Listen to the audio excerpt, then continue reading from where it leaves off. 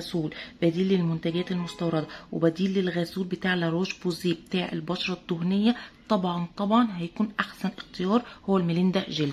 ولو بتدوري على احسن مرطب للبشره الدهنيه غني بالنايسيناميد اللي بيتحكم في افراز الدهون، وكمان في زيت شجره الشاي اللي بيساعد على القضاء على الدهون، والبديل الارخص والجوده اعلى بكتير جدا جدا جدا للمرطب بتاع سيرافي، يبقى طبعا معانا الكريم بتاع ميليندا كريم. لو حابه تعرفي طبعا كل التفاصيل عن الغسول وعن الكريم، هتلاقي كل التفاصيل وكل الديتيلز اللي انت عاوزاها وينفع لمين وايه مميزاته وايه عيوبه، هتلاقيها كلها معانا في الفيديو. يلا ندخل مع بعض ونقول بسم الله الرحمن الرحيم. اهلا بيكم حبايبي الحلوين، عاملين ايه؟ يا رب تكونوا بخير. وحشتوني جدا.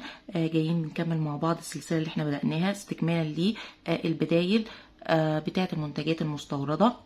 عايزين نشوف احسن جوده وناخدها معانا من المنتجات المصريه ونشجعها. وعايزه اقول لكم والله هي كلمه بدايل دي كلمه ظالمه، المنتجات احلى بكتير وبتعلم مليون مره ومتفوقه في الكفاءه وفي الجوده وفي السعر كمان عن المنتجات المستورده. طيب احنا جايين النهارده نتكلم عن ايه؟ جايين نتكلم عن المجموعه القمر دي. ايه المجموعه دي؟ المجموعه دي عباره عن غسول وعباره عن كريم، وواضح طبعا ان انا مستخدماهم ومخلصاهم، يعني احنا ما بنطلعش نتكلم غير بعد ما بنكون خلاص استخدمنا 90% من البرودكت علشان نقدر نقول التجربه كامله. انا بقالي قد ايه بستخدم المجموعه دي؟ انا بقالي شهرين بالظبط بستخدمهم. عايزين بقى نتكلم عن كل التفاصيل وعن كل الديتيلز بتاعتهم. عايزه اقول لكم ان هم كانوا نازلين معانا في عرض حلو قوي قوي، انا كنت جايباهم في عرض. بصوا انا بحب قوي لما اجي استخدم اركز على المنتجات اللي بتبقى منزله عروض، بتبقى بقى الغسول ومعاها الكريم، فبيبقوا حلوين قوي فانا جبتهم. طيب نيجي بقى نتكلم كده عن منتج. اول حاجه هتكلم عنها الغسول. الغسول ده هيبقى ايه مميزاته وايه عيوبه ونشوف كل حاجه عنه. طيب طبعا ده انتاج شركه ايه؟ انتاج شركه مصريه 100%، ودي احلى حاجه ان هي الحاجات دي كلها مصريه. طب نتكلم عن مكونات الغسول، يا رب يكون واضح لكم. بصوا ايه هو المكونات؟ المكونات معانا الجلايكوليك اسيد، الساليسيليك اسيد، الالوفيرا، البانسينول، الجليسرين. طبعا من المكونات عارفين ان المجموعه دي مجموعه ايه؟ مجموعه البشره الدهنيه. البشره الدهنيه والبشره المعرضه للحبوب هيبقى حلو معاها جدا. البشره الجافه مش هيناسبها، البشره العاديه برضو مش هيناسبها. تمام. طيب المكونات دي يا بيبو بتعمل ايه؟ نتكلم ونمسك عن مكون. نتكلم عن الجلايكوليك اسيد. الجلايكوليك اسيد ده نوع من انواع المقشرات، معنى كده ان هو هيعمل لي تقشير لطيف، وهيبقى تقشير خفيف على البشره. معنى كلمه تقشير يعني مش هتلاقي قشر كده طالع، لا، هو مع المداومه في الاستخدام هتلاقي ان هو بيعمل على ازاله الطبقات الاوليه من الجلد، الطبقات الخارجيه، فهتلاقي الطبقات الجلد الميته كلها نزلت، وهيقشرهولك وهيفتح البقع وهيعمل على صفاء البشره. طيب تاني حاجه ايه؟ الساليسيليك الاسيد. طبعا كل اصحاب البشره الدهنيه عارفين ان الساليسيليك اسيد ده يعني نعامله معامله الذهب كده بالنسبه للبشره الدهنيه. ليه؟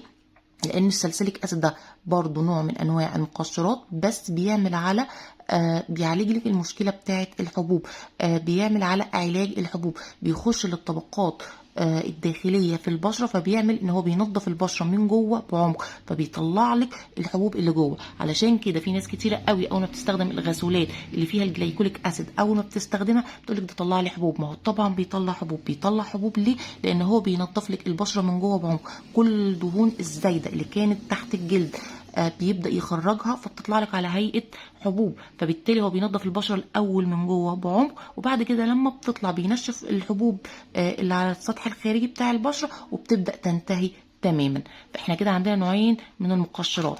ليه بقى نعرفهم برضو النوعين اللي من المقشرات؟ نعرفهم من الاي اتش اي والبي اتش اي. الاي اتش اي ده عباره عن ايه؟ ده اللي هو الجلايكوليك اسيد. دي المقشرات اللي بتبقى على السطح الخارجي للبشره، بتعالج السطح الخارجي للبشره، بتعمل على اعاده تحفيز الكولاجين، بتعمل على مرونه البشره، بتعالج التصبغات، كل حاجه على سطح البشره من بره. طيب البي اتش اي، البي اتش ده برضو نوع من انواع الاحماض، بس دوت اللي بيشتغل من جوه البشره، من الطبقات الداخليه للبشره، اللي هو متمثل في ايه؟ اللي هو متمثل في السلسليك اسيد. فانا كده عندي نوعين من انواع المقشرات، يعني انا بشتغل على البشره الدهنيه ان انا بشتغل عليها من بره من السطح الخارجي، وكمان بشتغل عليها من جوه. فبصوا تقشير حلو قوي وعلاج حلو قوي قوي للحبوب. طيب ايه بقى اللي بيهدي وبيلطف وبيخلي الدنيا احلى في البشره؟ دي بقى المكونات المرطبه، زي الالوفيرا اللي هو الصبار، زي البانسينول، زي الجليسرين. كل دي مواد مرطبه ومواد ملطفه للبشره عشان ما يحصلش جفاف. كده انا اتكلمت عنه. طيب ده حجمه قد ايه؟ ده حجمه 200 مللي. كده انا اتكلمت عن المكونات بتاعته، اتكلمت عليه بشكل نظري. انا بقى تجربتي العمليه مع ايه؟ اولا الباكج عاجبني جدا. انا بحب قوي الغسولات اللي هي بتبقى البامب، بتبقى حلوه قوي. عايزه اوريه لكم من جوه. وطبعا زي ما قلت لكم هو حجمه 200 مللي، فهو حجمه كبير جدا جدا.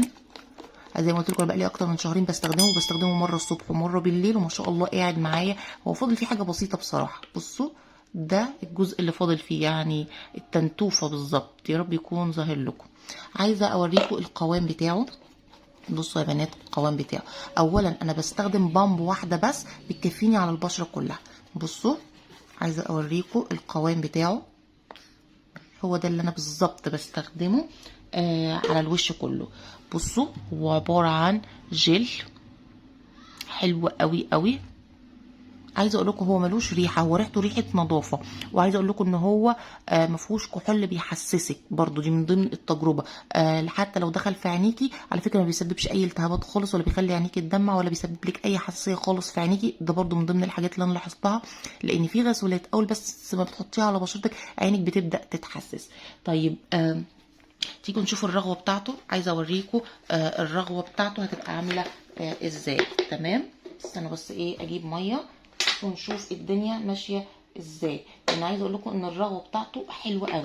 ملحوظه كمان، لما تيجي تحطي الغسول كده ما تاخدوش هو بالصيغه دي كده وتحطيه على بشرتك وتغسلي وعلى طول تحطي الميه وتقولي لا ما بينضفش. ما هو مش هينضف. الطريقه الصح لاستخدام الغسول ايه؟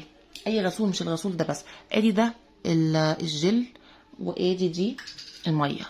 بصوا تبداي تحطيه على ايدك وتبداي تدعكي طبعا بقى تحت الميه عشان تطلعي ايه الرغوه وتطلعي كل المواد الفعاله. بصوا بصوا الرغوه اللي هتطلع، او بمعنى اصح بصوا هو هيفرد قد ايه على البشره. كل ده بقى بتبداي تاخديه وتحطيه وتفرديه على بشرتك كلها في مساج وفي حركات دائريه لمده لا تقل عن دقيقه. طب ليه عن دقيقه؟ ليه عن دقيقه؟ هقول لكم ليه على دقيقه. في بنات كتيره قوي لما بتيجي تغسل وشها زي ما قلت لكم بتحط الغسول على الوش، حطي الميه اشطفي على طول.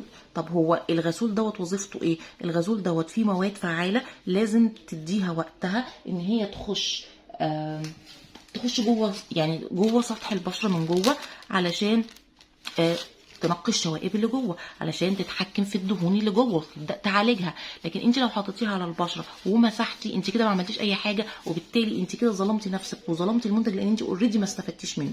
فزي ما قلت لكم الرغوه دي هتبداي توزعيها بحركات دائريه على وشك كله كله كله، وتعملي مساج وتدلكي عند الحتت اللي فيها افراز دهون بزياده وبكثافه. وبعد كده زي ما قلت لك كده اقل حاجه دقيقه لدقيقه ونص، وتبداي تفركي على الوش، وبعد كده تشطفي الوش بتاعك. وطبعا ما تنسيش ايه؟ ما تنسيش الرقبه معاكي. حلو حلو. انا بقى ملاحظتي ايه بعد الاستخدام اهو بتاع شهرين؟ اولا ما بيسببليش اي جفاف، ودي من احلى الحاجات اللي انا بحبها، لان معروف ان الغسولات بتاعه البشره الدهنيه بتبقى شديده. ففي بعض انواع الغسولات بتمتص كل الدهون الزياده فبتعمل جفاف بزياده. لا، الغسول ده جنتل لطيف، بينظف بعمق، بيتحكم في افراز الدهون، ما بيسببليش اي جفاف نهائي. اصحاب البشره الدهنيه عارفين ان في مناطق معينه في البشره بيحصل لها زي نوع من انواع الاكزيما، زي المنطقه اللي حوالين الفم، المنطقه اللي حوالين الانف. الحتت دي بتبقى اكتر مناطق حساسه ورقيقه، فبيحصل لها اكزيما لو حصل لها جفاف. بصراحه انا كنت بستخدمه الصبح وبستخدمه بالليل، ما سببليش اي نوع من انواع الجفاف اطلاقا. اهو ما سببليش اي نوع من انواع الجفاف، بالعكس هو التصبغات بدأت تتعالج بشكل حلو جدا. بدأ كمان الحبوب اللي كانت بتطلع بدأت تقل بشكل 90%، ما بقتش تطلع. ليه؟ لأن السلسليك أسيد عالج لي المشكلة من جوه، اشتغل على طبقات البشرة الداخلية من جوه، فكان بالنسبة لي حلو جدا. والجلايكوليك أسيد عمل لي تقشير خفيف لطيف جنتل لطبقات البشرة الخارجية من بره، فبالتالي اثار الحبوب البقع التصبغات اتحسنت برضو بنسبة 80%. خلي بالكو اي حاجة او اي روتين محتاج مداومة ومحتاج استمرار. اي حاجة عشان تشوفيها لازم تعملي لها كورس لمدة 3 اشهر عشان تعرفي النتيجة وتحكمي عليه فاينل. ما تستخدميش الحاجة يوم ولا اسبوع وتقولي انت ما لقيتيش نتيجة. ما هي التصبغات والحبوب والدهون الزيادة دي كلها هي ما حصلتش في يوم وليلة، هي دي تراكم سنين. فلازم البشرة عاملة زي الزرعة، كل ما هتديها مية وهتهتمي بيها كل ما هتلاقي نتيجة حلوة قوي، والزرعة بتاعتك هتبقى حلوة قوي. فالغسول ده هرشحه وبقوة للناس اصحاب البشرة الدهنية والناس اصحاب البشرة المعرضة للحبوب. هيعالج لك الحبوب، فهو علاجي حلو جدا جدا. فهو رائع. عايزه اقول لكم ان هو احسن بديل، مش هقول لك بقى بديل لان كلمه بديل دي صدقوني بتظلم المنتجات. هو هيعلي وهيعلم على غسول لاروش بوزيه. طبعا كلنا عارفين ان غسولات لاروش بوزيه اصحاب البشره الدهنيه بتعشقها. ليه؟ لانها بتنظف البشره بعمق وبتعمل على يعني تتحكم في الافراز بتاع الدهون وبتنظف البشره بعمق من اي دهون. والله والله والله انا واحده مجرباها، ده احلى منه بمراحل بمراحل بمراحل. وخفيف جدا جدا وسوفت جدا جدا وحجمه موفر. وعايزه اقول لكم ما يجيش ربع تمن لاروش بوزيه، فحلو جدا وارشحه وبقوه.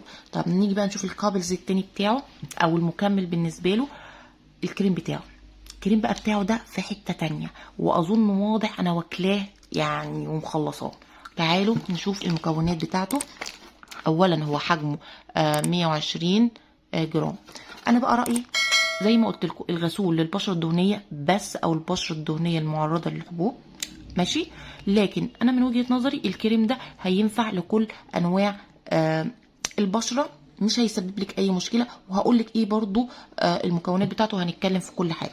زي ما قلت لكم اهو ده الحجم بتاعه 120. بصي طريقه الاستخدام، بيدهن مرطب على الجلد الجاف حتى يمتص، وبيستخدم صباحا وبيستخدم صباحا ومساء. تعالوا بقى نتكلم عن الانجريدينت بتاعته او المكونات بتاعته. بصوا يا بنات اهي، بصوا المكونات بتاعته. اول حاجه كده بسم الله الرحمن الرحيم النايسيناميد. تمام.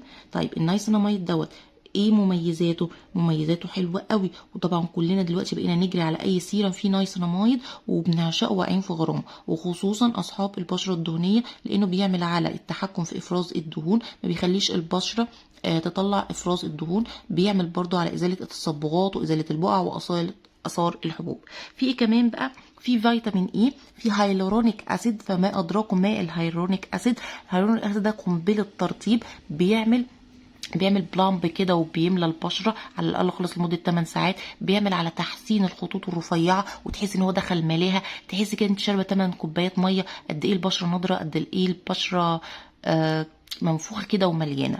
في ايه كمان؟ في تي تري اويل اللي هو زيت شجره الشاي. وزيت شجره الشاي ده من اهم انواع الزيوت اللي بتعمل على تطهير والقضاء على الحبوب اللي بتبقى موجوده في البشره. احنا كده معانا حاجتين اتنين تنفع للبشره الدهنيه او تحسيها مخصصه للبشره الدهنيه، اللي هي التي تري اويل والنايسيناميد. حلو حلو. طب ايه تاني عندنا بروفيتامين بي 5، وعندنا زبده الشيا اللي هو الشيا باتر. زبده الشيا قد ايه هي رائعه رائعه وليها فوائد حلوه قوي في الترطيب، وان هي معالجه الجفاف، ان هي كمان بتعالج الالتهابات، بتعالج اي فطرات، بتعالج اي بكتيريا. فهو كوكتيل كله حلو قوي. اوريكم بقى قوامه من جوه. طبعا انا واكلاه زي ما قلت لكم. بصوا القوام بتاعه. فكره انا كده حاطه كميه كبيره يعني، هو اقل كميه على فكره بترطب. بصوا الجمال، بصوا الحلاوه، بصوا البشره امتصته في قد ايه. بصي بقى ملمش البشره. بصوا يا بنات دي ايدي اللي معلهاش الكريم. بصوا الايد دي هو ده هيبقى برضو منظر بشرتك. قد ايه هيبقى منظرها جلو، قد ايه هيبقى منظرها صحي، قد ايه هتحسي ان انت منوره كده ومزهزهه. سريع الامتصاص جدا، ما بيلزقش، ما بيسيبش اي ملمس استيكي اطلاقا. بصوا والله والله بتحسي ان بشرتك كده فيها لمبه ونورت. عجبني جدا جدا ترطيبه، ولا احلى ولا اروع. ساعدني. وعايزه اقول لكم ان البشره الدهنيه مش معنى ان هي دهنيه ومش معنى ان هي فيها افراز دهون عالي ان احنا ما نرطبهاش. لا يا بنات، دي من المعتقدات الخاطئة. بالعكس، البشرة الدهنية بتحتاج ترطيب، بس بتحتاج الترطيب الصح، الترطيب المناسب ليها. عشان كده المكونات دي من اهم حاجة فيها النايسيناميد والتي تري اويل. يعني هو بيشتغل على برضو ان انا بالرغم من ان انا برطب، الا ان انا برضو بساعد على التحكم في افراز الدهون، وبعمل على ازاله الدهون الزايده. وكمان حاطه لك التي تي اويل علشان يساعد على القضاء على البكتيريا، يساعد على اي فطرات ما تبقاش موجوده، ما يسببلكيش اي حساسيه. فهو معالج، ده من وجهة نظري. عايزه اقول لكم ان هو احلى مليون مره من سيرافي لوشن اللي هو بنجيبه برضو بتاع البشره الدهنيه، وقد ايه كلنا بنقع في غرامه علشان الترطيب. عايزه ايه اكتر من الهيالورونيك اسيد وفيتامين سي، وعايزه ايه اكتر من زبده الشيا عشان ترطبي فيها البشره. فهو حلو جدا، ما سببليش اي نوع من انواع الحبوب اطلاقا، ما سببليش اي نوع من انواع الحساسيه اطلاقا. عايزه اقول لكم برضو ان هو ملوش ريحه، ما سببش اي حساسيه، ما فيهوش نسبه كحول، ما سببليش اي نسبه اي نوع من انواع التحسس، اي نوع من انواع التهيج. بالعكس، بصوا وقعت في غرام المجموعه دي، وبجد بجد شابوه. شابوه بجد للشركات المصريه. الشركات المصريه عامله عظمه، والله عامله عظمه في السكين كير. عايزه اقول لكم ان انا جربت حاجات كتير قوي قوي، وتباعا هنزل لكم على طول فيدباك، وهنزل لكم على طول ريفيو لكل المكونات وكل المنتجات المصريه، لان انا انبهرت بالكواليتي وانبهرت كمان بالسعر. السعر ما بيجيش عشر او ربع المنتجات بتاعه. المنتجات المستورده بقت بمبالغ دلوقتي، مبلغ وقدره. عايزه اقول لكم بقى لي شهرين بستخدمهم، مكفيني، ولسه فاضل فيهم شويه حلوين كمان ممكن يكفونا. مش قادره اقول لكم ان انا والله وقعت بجد بجد في غرامهم. سعرهم حلو قوي قوي. وعايزه اقول لكم ان المنتجات كلها مسجله في وزاره الصحه، يعني تستخدميها وانتي حاطه في بطنك بطيخه صيفي. منتجات ولا احلى ولا اروع. شكرا بجد شركه بلوبيل. يعني مش قادره اقول لكم غير ان هو من احلى الحاجات اللي هتقدري تستخدميها بامان وانت مطمنه للبشره الدهنيه. فظيعه، حلوه حلاوه، ولا احلى ولا اروع. عايزه اقول لكم ان انا كمان جايبه منهم حاجات للشعر، وجايبه منهم كمان كريم تفتيح. لو عاوزين سيبولي في الكومنتات واعمل لكم برضو عنها ريفيو، لانهم حلوين. لو لقيتيهم هاتيهم هاتيهم وما تتردديش. وخصوصا ان بينزل زي ما قلت لكم عليها عروض. هاتي الكريم وهاتي الغسول مع بعض، بيبقوا نازلين بسعر حلو قوي قوي. انا بصراحه مش فاكره والله دلوقتي سعرهم كام، بس هم مش غاليين خالص. يعني الاثنين مع بعض كانوا نازلين في عرض حلو قوي، وعلى طول بيبقى فيه عروض. واستغلوا الفتره دي عشان دي كلها فتره عروض، وهاتوا المنتجات بتاعتكم. انا بقى لغايه هنا وصلت لاخر الفيديو، ونقلت لكم التجربه كامله متكامله. دي تجربتي انا الشخصيه. في بنات انا عارفه ان هي جربت المجموعه دي، سيبولي في الكومنتات واكتبوا لي هل انتم متوافقين معايا والمجموعه عجبتكم ولا لا. واللي برضو جربها والمجموعه برضو ما مشيتش معايا يسيب لي ويقول لي برضو ايه العيوب اللي لاقاها. انا من وجهه نظري هو مليان كل مميزات، بصراحه ما لقيتش فيه عيوب اطلاقا.